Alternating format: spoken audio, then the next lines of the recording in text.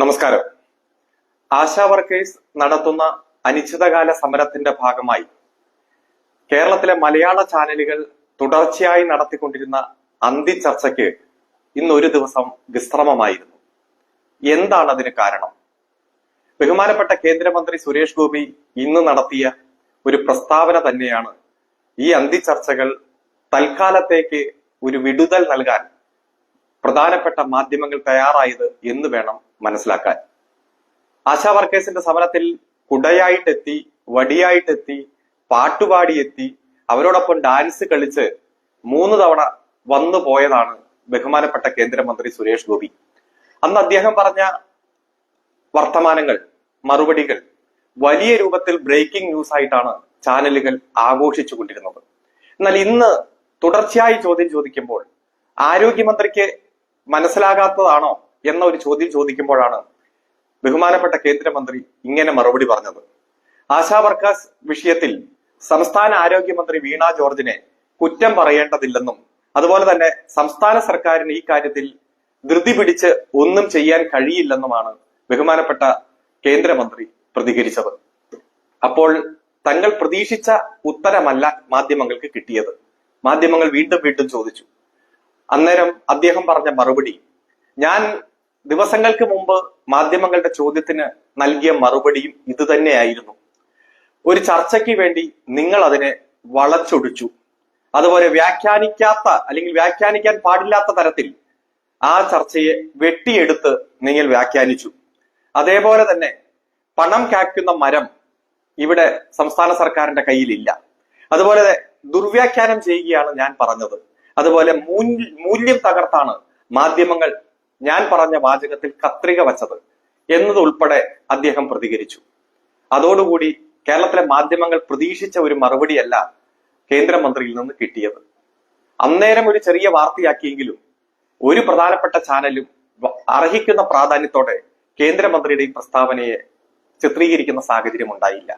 അതുകൊണ്ട് തന്നെ ഇന്ന് അന്തിച്ചർച്ച ആശാ വർക്കേഴ്സിന്റെ സമരവുമായി ബന്ധപ്പെട്ടുകൊണ്ടുള്ള വിഷയത്തിൽ തൽക്കാലം മാറ്റിവെച്ചതായിട്ടാണ് മനസ്സിലാക്കുന്നത്. എന്തായാലും കേന്ദ്രമന്ത്രിക്ക് കാര്യം മനസ്സിലായി കാണുമെന്ന് പ്രതീക്ഷിക്കുകയാണ്. JP നദ്ദ ഇന്ത്യയുടെ പാർലമെന്റിൽ പറഞ്ഞത് തൽക്കാലം ആശാ വർക്കേഴ്സിന്റെ ഇൻസെന്റീവ് വർദ്ധിപ്പിക്കാൻ കഴിയില്ല എന്നത് തന്നെയാണ്. അതുപോലെ ഇദ്ദേഹം ഈ വിഷയം പലതവണ JP നദ്ദയുമായി സംസാരിച്ചിട്ടുണ്ടാകുമെന്നതാണ് മനസ്സിലാക്കുന്നത്. ആശാ വർക്കേഴ്സ് ഇപ്പൊ ആവശ്യപ്പെടുന്നത് ഹോണറേറിയം വർദ്ധിപ്പിക്കണം, ഇൻസെന്റീവ് അത് കേന്ദ്ര ഗവൺമെന്റിന്റെ വിഹിതം വർദ്ധിപ്പിക്കേണ്ടതേയില്ല. കേന്ദ്ര ഗവൺമെന്റിനോട് ഞങ്ങൾക്ക് ഒരു ആക്ഷേപവുമില്ല. ഞങ്ങളുടെ എല്ലാ പരാതിയും പരിഭവവും സംസ്ഥാനത്തോട് മാത്രമാണ്. തികഞ്ഞ രാഷ്ട്രീയത്തോടെ ഈ സമരത്തെ സമീപിക്കുന്ന ഇപ്പോഴത്തെ സമര നേതൃത്വം നടത്തിക്കൊണ്ടിരിക്കുന്ന പ്രചരണത്തെ കുറച്ചു പേർക്കെങ്കിലും മനസ്സിലായിട്ടുണ്ടാകും എന്നതാണ് ഇപ്പോൾ നമ്മൾ ഇതിൽ നിന്ന് മനസ്സിലാക്കുന്നത്.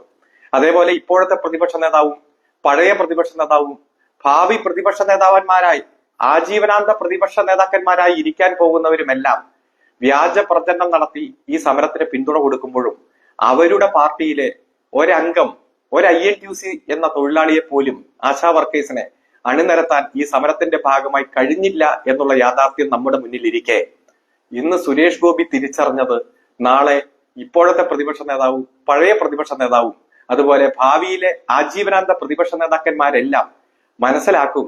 ഈ വിഷയങ്ങൾ യാഥാർത്ഥ്യം തിരിച്ചറിയും. എന്തിനാണ് ഈ സമരം ഇപ്പോൾ ഇങ്ങനെ നടത്തിക്കൊണ്ടു പോകുന്നത്? സമരത്തിന്റെ ഭാഗമായി അഡ്രസ്സ് ചെയ്യാൻ കഴിയുന്ന മുഴുവൻ വിഷയങ്ങളും സംസ്ഥാന ഗവൺമെന്റും സംസ്ഥാന ആരോഗ്യമന്ത്രി സഖാവ് വീണ ജോർജും അഡ്രസ്സ് ചെയ്തിരിക്കുന്നു. എന്നിട്ടും ഈ സമരം ഇല്ലാത്ത കാരണങ്ങൾ പറഞ്ഞ് നീട്ടിക്കൊണ്ടു പോകുന്നത് എന്തിനാ എന്ന് ജനം തിരിച്ചറിഞ്ഞിരിക്കുന്നു. ചില നേതാക്കന്മാർ തിരിച്ചറിഞ്ഞിരിക്കുന്നു. 3 തവണ അവിടെ വന്ന് ആ സമരത്തിന്റെ ഭാഗമായി ഇടപെട്ട കേന്ദ്രമന്ത്രി തിരിച്ചറിഞ്ഞിരിക്കുന്നു. അതുപോലെ തന്നെ ഈ സമരത്തിൽ ചില മാധ്യമങ്ങൾക്കെങ്കിലും സത്യം തിരിച്ചറിഞ്ഞിരിക്കുന്നു. എന്നാൽ ഇടതുപക്ഷ വിരുദ്ധതയുമായി പ്രധാനപ്പെട്ട മാധ്യമങ്ങൾ കുറ്റകരമായിട്ടുള്ള ഈ ആരോപണ പരമ്പരയും നമ്മുടെ ആരോഗ്യമന്ത്രിയെ വ്യക്തിപരമായി അധിക്ഷേപിക്കാൻ വേണ്ടിയിട്ടുള്ള മത്സരവും തുടർന്നുകൊണ്ടിരിക്കുന്ന ഒരു കാഴ്ചയാണ് നാം കണ്ടുകൊണ്ടിരിക്കുന്നത്. അതുകൊണ്ട് ഈ സത്യസന്ധമായ വസ്തുതകൾ മനസ്സിലാക്കാൻ എല്ലാ ജനങ്ങളും തയ്യാറാകണമെന്ന് ബഹുമാനപൂർവ്വം അഭ്യർത്ഥിക്കുകയാണ്, അപേക്ഷിക്കുകയാണ്. നമസ്കാരം.